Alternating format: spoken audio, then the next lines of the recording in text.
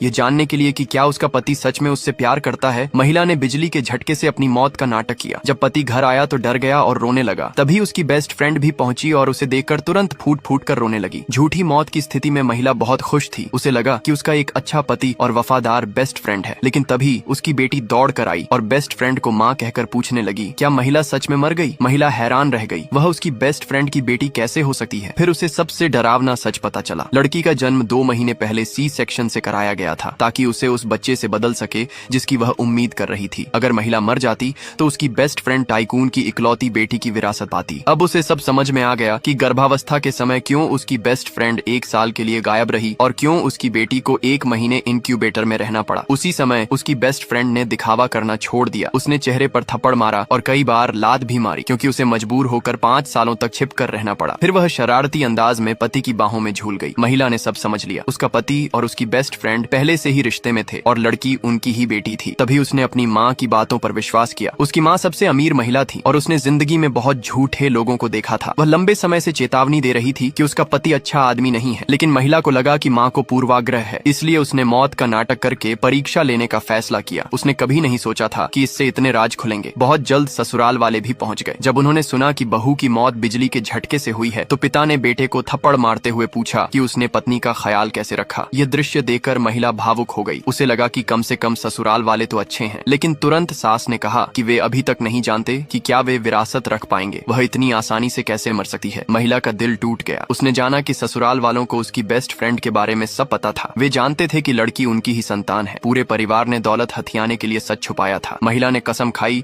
कि जब जागेगी तो सबको झूठी वफादारी की सजा देगी। इस बीच सास परेशान थी। उसे डर था कि मौत का तरीका कोई सुराग छोड़ देगा, लेकिन पति ने आश्वासन दिया कि बेटी उसके हाथ में है, इसलिए भले ही महिला मर जाए, बेटी सब कुछ विरासत में पालेगी। ये सुन सभी शांत हो गए और झूठे अंतिम संस्कार की योजना बनाने लगे। महिला को यकीन नहीं हो रहा था। उसे पछतावा हुआ कि उसने माँ की बात नहीं मानी, लेकिन उन्हें नहीं पता था कि आज उसका जन्मदिन भी था और उसकी माँ उससे मिलने आई थी। दरवाजे पर पहुंचकर उसने बेटी की मौत देखी और उसे विश्वास नहीं हुआ कि बेटी अचानक मर गई। इसी बीच अंतिम संस्कार भी शुरू हो चुका था। वे उम्मीद कर रहे थे कि जब माँ आएगी तो लड़की कई बार उसे नानी कहेगी। इस तरह उसे अपराध बोध होगा और वह जरूर दौलत उन्हें दे देगी। पैसा मिलने के बाद वे दूर भागने की योजना बना रहे थे। पुराने दोस्त अंतिम संस्कार में आने लगे। पति इतनी पीड़ा से रो रहा था कि आत्मा तक टूट जाए, लेकिन महिला को घृणा हो रही थी। अगर वह मृत होने का नाटक नहीं कर रही होती तो अब तक सच उजागर कर चुकी होती। फिलहाल वह केवल चुपचाप इंतजार कर रही थी। उसकी बेस्ट फ्रेंड महिला के कान के पास आई और बोली वह उसकी बेटी का ख्याल रखेगी, क्योंकि असल में वह उसकी ही बेटी है। जबकि जिस बेटे को महिला ने जन्म दिया था उसे पहले ही पहाड़ पर फेंक दिया गया था और अब वह जमीन के नीचे होना चाहिए। यह सुनकर महिला सहन नहीं कर पाई और उसने पूरी ताकत से उसके बाल पकड़ ली।